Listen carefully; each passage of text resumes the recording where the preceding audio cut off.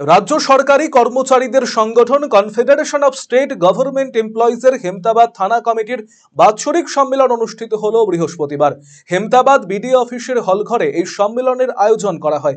উপস্থিত ছিলেন সংগঠনের জেলা সম্পাদক সুযশ মুখার্জি, মানবানন্দ দাস, সঞ্জয় ব্যানার্জি সহ অন্যান্যরা। এই সম্মেলনে সাংগঠনিক আলোচনা করা হয়। বিদায়ী কমিটির গত এক বছরের কার্যকলাপ নিয়ে পর্যালোচনা হয়। পাশাপাশি আগামী এক বছরের জন্য নতুন কমিটি গঠন করা হয়। সংগঠনের জেলা সম্পাদক সুযশ মুখার্জি বলেন, দীর্ঘদিন ধরে রাজ্য সরকারি কর্মচারীরা বঞ্চিত, রাজ্য সরকারের প্রাপ্য ডিএ দিচ্ছে না। এ নিয়ে তারা উচ্চ আদালতে মামলা জেতার পরেও ইচ্ছাকৃতভাবে রাজ্য সরকার সর্বোচ্চ আদালতে গিয়েছে। 2 বছর ধরে এই মামলা চলছে। তারা চান অবিলম্বে তাদের বকেয়া মহার্ঘ ভাতা দেওয়া হোক। ডিএর ক্ষেত্রে কেন্দ্রীয় সরকারি কর্মচারীদের সাথে এ রাজ্যের সরকারি কর্মচারীদের ব্যবধান প্রায় 42%। ডিএর দাবির পাশাপাশি তিনি বলেন, বিভিন্ন পঞ্চায়েত অফিসে হামেশাই রাজনৈতিক হামলা চলছে, তাই কর্মচারীদের নিরাপত্তা সুনিশ্চিতকরণের দাবি জানাচ্ছেন তারা।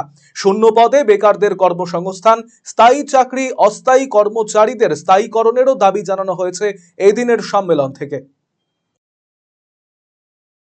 আজকে আমাদের হেমতাবাদ থানা কমিটির বার্ষিক সম্মেলন অনুষ্ঠিত হচ্ছে আমাদের হেমতাবাদ ব্লকে। আপনারা জানেন যে দীর্ঘদিন ধরে আমরা কর্মচারীরা বঞ্চিত, আমাদের প্রাপ্য ডিএ রাজ্য সরকার দিচ্ছে না, এবং সেটা নিয়ে আমরা স্যাটে এবং হাইকোর্টে মামলা জেতার পরে ইন্টেনশনালি সুপ্রিম কোর্টে রাজ্য সরকার গেছে এবং 2 বছর ধরে এই মামলাটাকে ডিলে করা হচ্ছে। আমরা চাই অবিলম্বে আমাদের বকেয়া মহার্ঘ ভাতা, যেটা এই মুহূর্তে কেন্দ্রীয় সরকারি কর্মচারীদের সঙ্গে আমাদের ডিফারেন্স প্রায় 42%, এই জায়গাটায় আমরা চাই অবিলম্বে আমাদের বকেয়া ডিএ প্রদান করা হোক। সেই সঙ্গে কর্মচারীদের নিরাপত্তা, আপনারা জানেন যে বিভিন্ন পঞ্চায়েত অফিসে হামেশাই রাজনৈতিক হামলা হচ্ছে, কর্মচারীদের কাজ করতে গিয়ে বিভিন্ন রকম হামলার শিকার হতে হচ্ছে। এই জায়গাটায় আমরা তাদের নিরাপত্তা চাইছি।